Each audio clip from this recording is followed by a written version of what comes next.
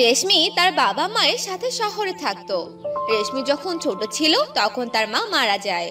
তাই তার বাবা ছোট মেয়েটাকে দেখাশোনা করার জন্য আরেকটা বিয়ে করে। রেশমির সৎ মা প্রথম কদিন ভালোই ছিল, কিন্তু তারপর থেকে শুরু হয়ে যায় বিপদ।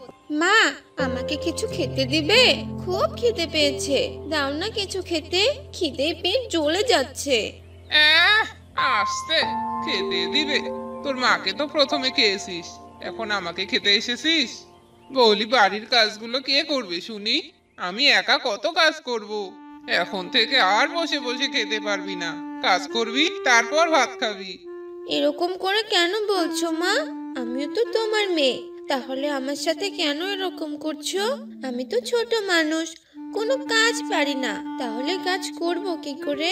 বাবা, কথা তো ভালোই শিখেছিস, মুখে তো ভালোই বুলি ফুটেছে। আর একটা কথা বললে দেবো মাইর লাগিয়ে, তখন বুঝবি মজা। এখন যা এখান থেকে, রান্নাঘরে কিছু মজার জিনিস পড়ে আছে, ওগুলো মেজে আয়, তারপর ভাত খাবি। রেশমি বাধ্য হয়ে রান্নাঘরে চলে যায়, বাসন মাজতে শুরু করে। এর আগে কখনো কাজ করেনি রেশমি, তাই তার অনেক কষ্ট হচ্ছে। অনেকক্ষণ পর রেশমির বাসন মাজা শেষ হয়। আর এর মাঝে রেশমির সৎ মা এসে কিছু কাপড় দিয়ে যায় আর বলে, এতক্ষণ লাগে বাসন মাজতে? এই নে, এই কাপড়গুলো তাড়াতাড়ি ধুয়ে আন, দেরি করলে খাবার পাবি না, চটপট কাজগুলো সেরে ফেল। ঠিক আছে মা, আমি এখনই সব কাপড় ধুয়ে আনছি, তুমি দয়া করে আমার খাবার বন্ধ করো না, আমার ভীষণ খিদে পেয়েছে। আচ্ছা ঠিক আছে, এখন তাড়াতাড়ি যা, না হলে তোর বাবা এসে পড়বে। আর খবরদার, তোর বাবাকে কিচ্ছু বলবি না, বললে আমি তোকে প্রাণে মেরে ফেলবো। যদি বাঁচতে চাস তাহলে মুখ বন্ধ রাখ। রেশমি কাপড়গুলো নিয়ে বাথরুমে যায় আর ট্যাপ ছেড়ে দিয়ে কান্না করতে থাকে। রেশমি তার মায়ের কথায় ভীষণ কষ্ট পায় আর মনে মনে বলতে থাকে, মা, আজ যদি তুমি বেঁচে থাকতে তাহলে আমাকে এত কষ্ট করতে হতো না, আর এত কাজও করতে হতো না। তুমি তো আমাকে কোনো কাজ করতে দাওনি, আমাকে রাজকন্যার মতো রেখেছিলে। এসব বলে রেশমি অঝরে কান্না করতে থাকে।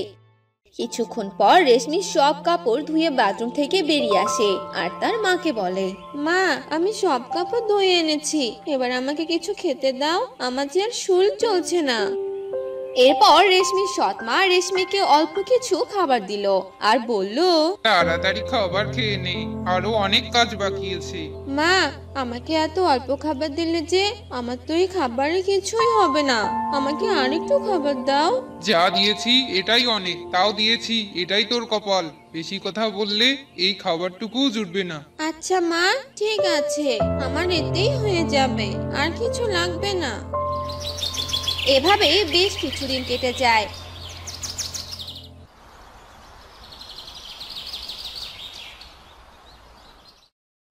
দেখতে দেখতে রেশমির একটা বোন হয়, আর সে ছিল রেশমির থেকে অনেক ফর্সা।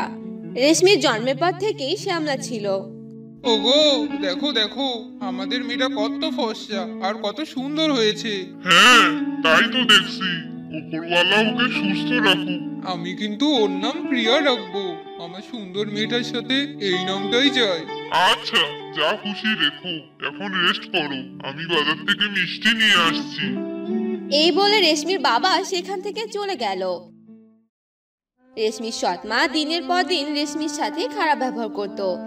এভাবেই অনেক বছর কেটে যায়। দেখতে দেখতে রেশমি আর প্রিয়া অনেক বড় হয়ে যায়। দিদি, এই দিদি, আমার চা কোথায়? আসছে আসছে, এই নে তোর চা। এত দেরি হলো কেন? তুই জানিস না ঘুম থেকে উঠে আমার চা খাওয়ার অভ্যাস আছে? রোজ রোজ দেরি করিস, আর একটু তাড়াতাড়ি আসতে পারিস না? আর যেন কখনো দেরি না হয়। আসলে অনেক থালা বাসন ছিল, ওগুলো মাজতেই অনেক দেরি হয়ে গেছে। কাল থেকে আর এমন হবে না রে, কাল ঠিক সময়ে চা পাবি। হয়েছে হয়েছে, এখন যা আমার চোখের সামনে থেকে, শান্তি মতো চা খেতে দে। রেশমি সেখান থেকে চলে যায়। প্রিয়া আর তার মা রেশমির উপর অনেক অত্যাচার করে। এভাবেই আরো কিছুদিন চলে যায়। একদিন কাল প্রিয়াকে দেখতে আসবে, তুমি বরং আজকে বাজার খরচ করে নিয়ে এসো।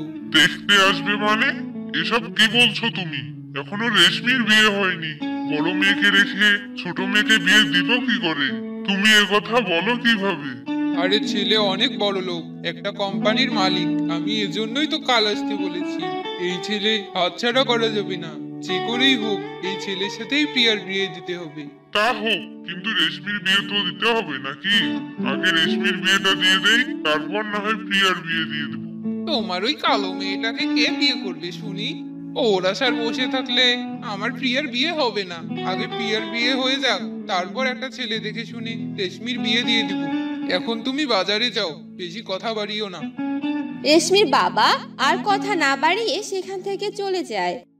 কই রে প্রিয়া, কি করছিস? কাল তোকে দেখতে আসবে, কাল ভালো করে তৈরি হয়ে থাকিস। আমি তোর জন্য নতুন শাড়ি বের করে রেখেছি, কাল ওটাই পরবি, তোকে অনেক সুন্দর মানাবে। আচ্ছা মা, ঠিক আছে, আমি কাল অনেক সুন্দর করে সাজবো। ছেলের বাসা অনেক দূর, কাল মনে হয় আমাদের বাসায় থাকবে। রেশমি, এই রেশমি, এদিকে আয় তো, জলদি আয়। হ্যাঁ মা, ডাকছো তুমি? বলো কি বলবে। কাল প্রিয়াকে দেখতে আসবে, ওকে ভালো করে তৈরি করে দিস। ও সাজের যেন কোনো কমতি না থাকে। ঠিক আছে মা, আমি সব কাজ ঠিক মতো করবো, তুমি কোনো চিন্তা করো না। আচ্ছা, যা এবার সব কাজ সেরে ফেল, এখনো রান্না হয়নি, গিয়ে রান্না সেরে ফেল। রেশমি সেখান থেকে চলে যায়।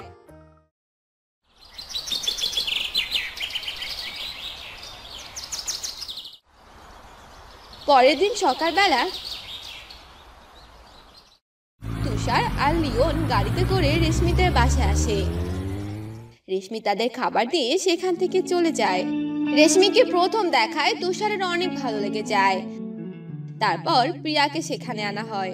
আসসালামু আলাইকুম, কেমন আছেন আপনারা? ওয়ালাইকুম আসসালাম, আমরা ভালো আছি। আপনি কেমন আছেন? আলহামদুলিল্লাহ ভালো। লিওন আর প্রিয়া কুশল বিনিময় করতে লাগলো।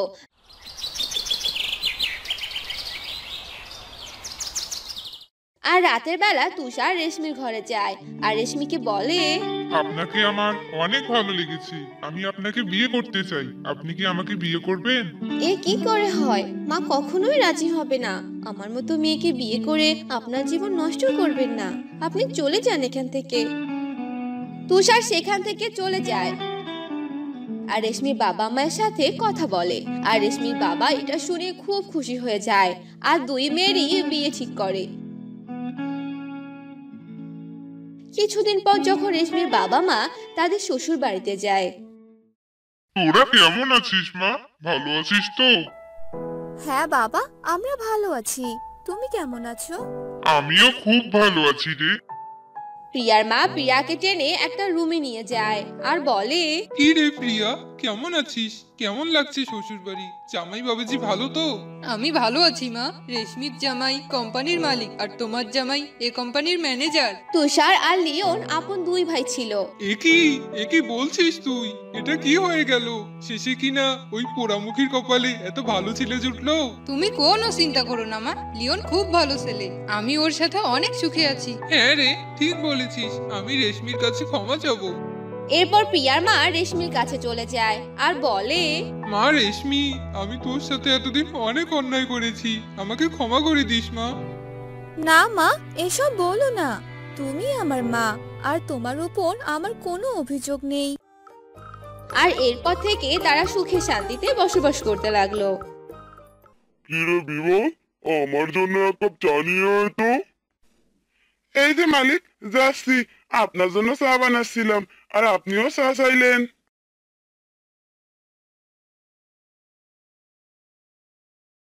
দে দে।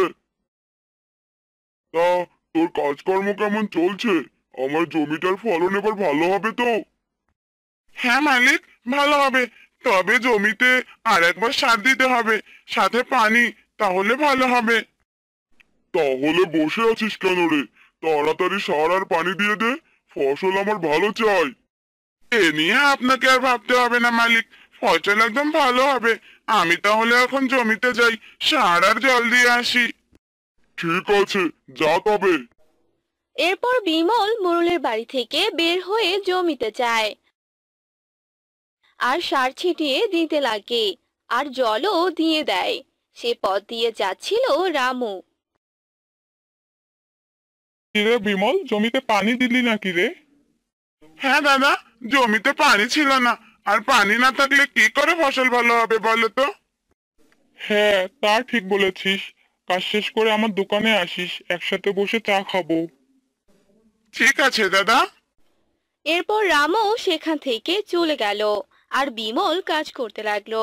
আর বিকেল বেলা রামুর দোকানের পাশ দিয়ে বিমল যাচ্ছিল। বিমলকে দেখে রামু ডাকতে লাগলো। কিরে বিমল, এ বিমল। আরে হ্যাঁ, রামু দাদা, তুমি তো আমায় আসতে বলেছিলে। আর দেখো, আমার তো মনেই নেই। দাও, তোমার হাতে বানানো এক কাপ চা দাও। এই নে। তা তোর মন কোথায় থাকে শুনি? কোথায় আর থাকবে, এই কাজেই মন থাকে। এবার যে জমিতে ভালো ফসল ফলাতে হবে, এজন্যই জমির ভালোভাবে পরিচর্যা করছি। হ্যাঁ রে, তাই তো তোকে সারাদিন কাজ করতে দেখি। কিন্তু এভাবেই যদি সারাদিন কাজ করতে থাকিস তাহলে তো তোর শরীর খারাপ করবে রে। নিজের শরীরেরও একটু খেয়াল রাখিস। কাজ না করলে পেটে তো ভাত যাবে না। বাড়িতে বউ আর বাচ্চা না খেয়ে থাকবে। ওদেরও তো দেখাশোনা করতে হবে নাকি? হ্যাঁ দাদা, আমি এবার আসি। এই নাও তোমার কাপ।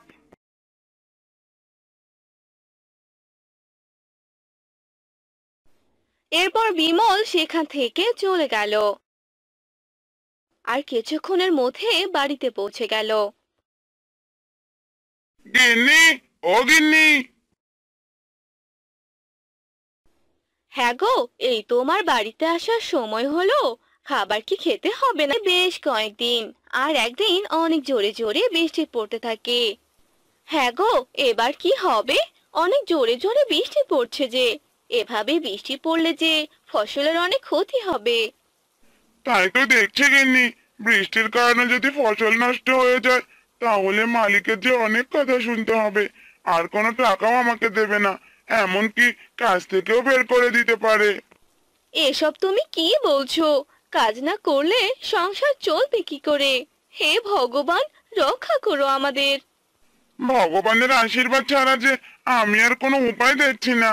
ভগবান, আপনি আমাদের বাঁচান। এভাবে বিমল ও তার বউ ভগবানের কাছে প্রার্থনা করতে লাগলো। কিছুক্ষণ পর বৃষ্টি থেমে গেল আর বিমল মোড়লের বাড়িতে চলে গেল। কি রে বিমল, আজ যে অনেক বৃষ্টি হলো, ফসলের কোনো ক্ষতি হয়নি তো? না না মালিক, এই বৃষ্টিতে ফসলের কোনো ক্ষতি হয়নি। তবে ভগবানের কাছে প্রার্থনা করছি আর যেন বৃষ্টি না হয়। তুই ভগবানের কাছে প্রার্থনা কর, আর যাই কর, আমার ফসল ভালো হওয়া চাই, বুঝলি? জি মালিক। এরপর মোড়লের কথা মতো বিমল আবার জমিতে যায় আর ফসলগুলো দেখতে থাকে। যদি আর দুই একবার বৃষ্টি হয় তাহলে তো সব ধান নষ্ট হয়ে যাবে। ভগবান, তুমি আমাদের রক্ষা করো, আর বৃষ্টি দিও না। এ কথা বলে বিমল বাড়িতে চলে এলো। আর রাত হয়ে যাওয়ার পর আবারও অনেক জোরে বৃষ্টি পড়তে লাগলো। এ দেখে বিমল ও তার বউ ভারী চিন্তায় পড়ে গেল। হ্যাঁ গো, এ যে আবার বৃষ্টি শুরু হলো। এভাবে বৃষ্টি পড়লে তো সব ফসল নষ্ট হয়ে যাবে। জানি না গিন্নি, কপালে যে কি আছে, আমার তো ঘুমোই আসছে না। কাল সকালে যে কি হবে ভগবান জানে। ভগবান, এবারের মতো আমাদের বাঁচিয়ে দিন।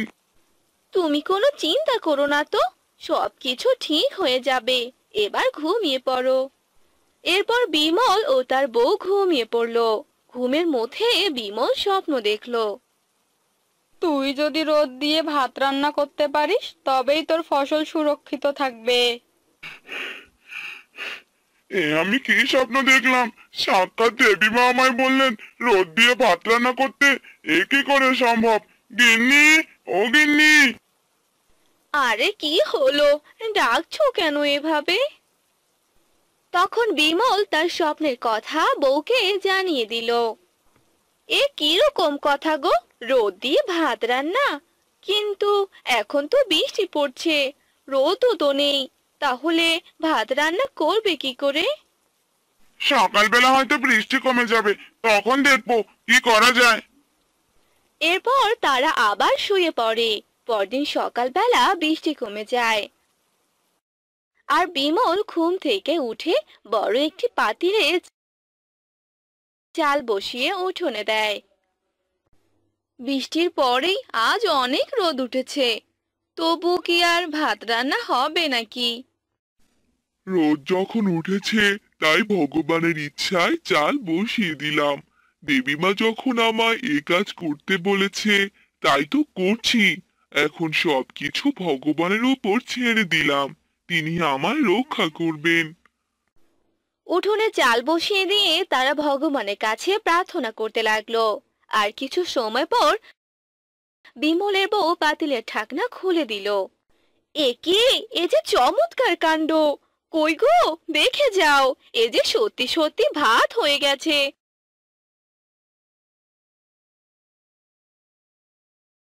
দেখে দেখে, আরে তাই তো, এ যে অলৌকিক কাণ্ড! ভগবানের জয় হোক। হ্যাঁ গো গিন্নি, আমি এবার জমিতে গেলাম, দেখে আসি কি অবস্থা। এই বলে বিমল তার জমিতে যেতে লাগলো। যেতে যেতে দেখতে লাগলো সবার জমির ফসল নষ্ট হয়ে গেছে। এরপর বিমল তার জমিতে এলো। আমার জমির ফসল তো দেখছি একদম ঠিক আছে, কোনো নষ্ট হয়নি। যাই, এ কথা মালিককে জানিয়ে দিয়ে আসি। তারপর বিমল মোড়লের বাড়িতে চলে গেল আর মোড়লকে ফসলের কথা জানিয়ে দিল। আমি তো শুনলাম সবার ফসল নাকি এই বৃষ্টিতে নষ্ট হয়ে গেছে। তাহলে তাহলে আমার জমির ফসল ঠিকঠাক থাকলো কি করে? সবই ভগবানের আশীর্বাদ মালিক। বেশ বেশ, খুব ভালো। তাহলে ফসলগুলো উঠিয়ে তোর বাড়িতেই নিয়ে যাস, কারণ এই সবগুলো ফসল আমি তোকে দিয়ে দিলাম। আপনি কি বলছেন মালিক? হ্যাঁ, এসব আমি সত্যি কথাই বলছি। আর সামনের মাস থেকে তোর মজুরি বাড়িয়ে দিলাম। আপনাকে অনেক ধন্যবাদ মালিক। এরপর বিমল সেই সবগুলো ফসল উঠিয়ে তার বাড়িতে নিয়ে গেল আর বউকে সব কথা জানিয়ে দিল। এসব শুনে বিমলের বউও অনেক খুশি হয়ে গেল। এরপর থেকে তারা সুখে শান্তিতে থাকতে লাগলো।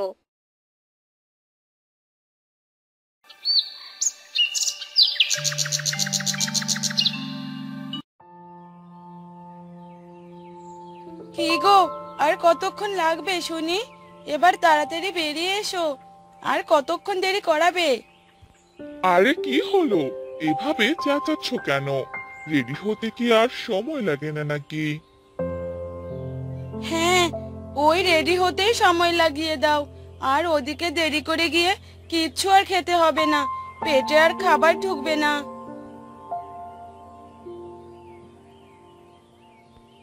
আরে হয়েছে, এভাবে আর চেঁচামেচি করতে হবে না। চলো এবার যাওয়া যাক। দাওয়াত দিয়েছে সেই কখন, আর আমরা যাচ্ছি এখন। মনে হয় আজ আর খাবার পাবো না। আরে এত বক বক করো না তো, চলো চলো।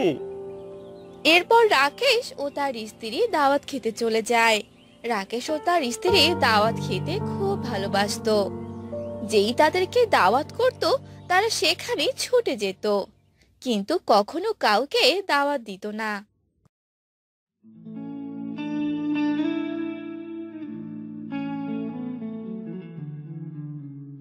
কি ব্যাপার রাকেশ দাদা, এত দেরি করে আসলে যে? রাস্তায় কোনো অসুবিধা হয়নি তো? আরে না না দাদা, কোনো অসুবিধা হয়নি। তাই এবার খাবারটা দিন, বড্ড খিদে লেগেছে যে। আচ্ছা আচ্ছা, ঠিক আছে, আসুন বসে পড়ুন। এরপর তারা দুজন মিলে খাবার খেতে বসে যায় আর খাবার খেতে লাগে। কিছুক্ষণ পর তাদের খাওয়া শেষ হয়। খাওয়া শেষ করে মোহনা বলতে থাকে, আহ, খাবারগুলো খেয়ে কি শান্তিটাই না পেলাম। ওহ, ভালোই লাগলো। হ্যাঁ গো, আবার কবে যে দাওয়াত পাবো কে জানে। দাওয়াতের কথা বাদ দাও, আমরা যে খাবার খেতে তাড়াহুড়ো করে চলে এসেছি, কিন্তু কোনো কিছুই তো নিয়ে আসিনি। এবার কি হবে? মিষ্টি আনতেই তো ভুলে গেছি। হ্যাঁ গো, আমারও তো মনে নেই। আচ্ছা, বাদ দাও, কোনো কিছু দিতে হবে না। খাওয়া শেষ হয়েছে, এবার তাড়াতাড়ি কেটে পড়ি। রাকেশ ও তার স্ত্রী কাউকে কিছু না জানিয়ে সেখান থেকে চলে গেল। অন্যদিকে সেই লোকটি বলতে লাগলো, আরে কি হলো? রাকেশ দাদাকে যে কোথাও খুঁজে পাচ্ছি না, তারা কি চলে গেল নাকি? এরপর সেই লোকটি তার ঘরে চলে গেল। রাকেশ ও তার স্ত্রী বাড়িতে চলে এলো। তখন মোহনা বলতে লাগলো, যাক বাবা, এবারের মতো বেঁচে গেলাম। যাই, এবার বাড়ির সব কাজ সেরে ফেলি। তারপর মোহনা বাড়িতে কাজ করতে থাকে আর রাকেশ মোহনার কাছে এসে মোহনাকে বলতে থাকে, হ্যাঁ গো গিন্নি, আমি জমিতে গেলাম। কি গো, তুমি তো সকালেই বললে জমির সব কাজ হয়ে গেছে, এখন আবার জমিতে যাবে কেন? আরে জমিতে কোনো কাজ করতে যাচ্ছি না, এমনিতেই দেখতে যাচ্ছি। জমিটা দেখে তারপর বাজারে যাব। বাজার থেকে কিছু আনতে হবে নাকি তাই বলো। হ্যাঁ গো, বাজার থেকে কিছু সবজি কিনে নিয়ে এসো। আমি বরং কিছু মাছ মাংস কিনে আনি, আর তুমি মজা করে রান্না করবে। না না, কিসব বলছো তুমি? আমরা সকালেই তো দাওয়াত খেয়ে এলাম, এখন আর এসব কিনতে হবে না। কয়েকদিন পর তো আমরা আবার দাওয়াত পাবো, সেখান থেকেই না হয় মাছ মাংস খেয়ে নেব। এখন আর এগুলো কিনে টাকা নষ্ট করতে হবে না। আচ্ছা ঠিক আছে, তাই হবে। আমি এখন বাজারে গেলাম। এ কথা বলে রাকেশ বাজারের দিকে যেতে থাকে। তখনই রাস্তায় রাকেশের বন্ধুর সাথে দেখা হয়। আরে কি ব্যাপার, কতদিন পর তোর সাথে আমার দেখা হলো। কেমন আছিস তুই? হ্যাঁ, আমি ভালো আছি। তুই কেমন আছিস? আমি তো ভালোই আছি। হ্যাঁ বন্ধু, অনেকদিন পর তো তোর সাথে আমার দেখা হলো। তোর বাড়িতে একবার দাওয়াত দে না, আমি আমার স্ত্রীকে নিয়ে যাব এখন। আচ্ছা ঠিক আছে, তাহলে কালকেই চলে আয়। আচ্ছা ঠিক আছে। রাকেশের বন্ধু সেখান থেকে চলে গেল আর রাকেশ বাজার করে নিয়ে বাড়িতে এলো আর বলল, হ্যাঁ গো গিন্নি, কোথায় গেলে? এই নাও বাজার এনেছি। হ্যাঁ গো, আজ তোমায় কেউ দাওয়াত দেয়নি? বাজার থেকে তো ঘুরে এলে। না গো, আমায় কেউ দাওয়াত দেয়নি, আমি বরং দাওয়াত দিয়ে এসেছি। সে কি কথা? এসব কি বলছো তুমি? হ্যাঁ, দাওয়াত দিয়ে এসেছো মানে? এবার তাদেরকে আমি কি খাওয়াবো শুনি? কি আবার খাওয়াবে? আমি বাজার থেকে মাছ মাংস কিনে নিয়ে আসবো, তাই রান্না করবে। এবার বুঝি আমাদের সব টাকা যাবে। কেন যে দাওয়াত দিতে গেলে তুমি? এসব বলে মোহনা ঘরে চলে গেল। পরদিন রাকেশ বাজারে গেল আর সবকিছু কিনে আনলো আর মোহনা রান্না করলো। কিছুক্ষণ পর তারা রাকেশের বাড়িতে চলে এলো। হ্যাঁ গো দিদি, ভালো আছো তুমি? হ্যাঁ দিদি, আমি ভালো আছি। এসো দিদি, ঘরে এসো। এই নাও দিদি, তোমাদের জন্য আমার গাছের একটি লাউ নিয়ে এসেছি। এই লাউ খেতে অনেক সুস্বাদু। আগে জানতাম কারো বাড়িতে দাওয়াত খেতে গেলে মিষ্টি নিয়ে যায়, এখন তো দেখছি লাউ নিয়ে এসেছে। আরে দিদি, তুমি কিছু বললে? না না, কিছু বলিনি। ঘরে এসো তোমরা। এরপর তারা ঘরে চলে যায়। মোহনা তাদের সবাইকে খাবার খেতে দেয়। খাওয়া দাওয়া শেষ করে তারা সেখান থেকে চলে যায়। তখন মোহনা তার স্বামীকে বলে, দেখলে তো, ওরা আমাদের জন্য মিষ্টি নয়, লাউ এনেছে। লাউ, এবার লাউটা রান্না করে দেব, তুমি একাই খেও। না না, আমি কোনো লাউ খাবো না, আর তুমি খেতে না চাইলে এটা বরং ফেলে দিও। পরদিন সকালে মোহনা লাউটিকে বাহিরে ফেলে দিয়ে আসে আর এভাবে কেটে যায় বেশ কয়েকদিন। একদিন মোহনা উঠোন ঝাড়ু দিয়ে ময়লাগুলো বাহিরে ফেলে দিতে যায়। আরে, এই গাছটি কিসের? আমি তো এখানে কোনো গাছ লাগাইনি। এ গাছ হলো কি করে?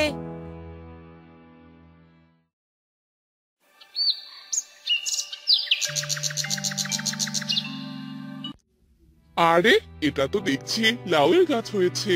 হ্যাঁ গো গিন্নি, কোথায় গেলে? তাড়াতাড়ি দেখে যাও।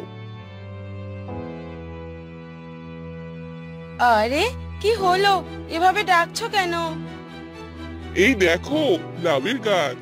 তুমি মনে হয় লাউটি এখানে এনে ফেলেছিলে, আর এর জন্যই এই গাছটি হয়েছে।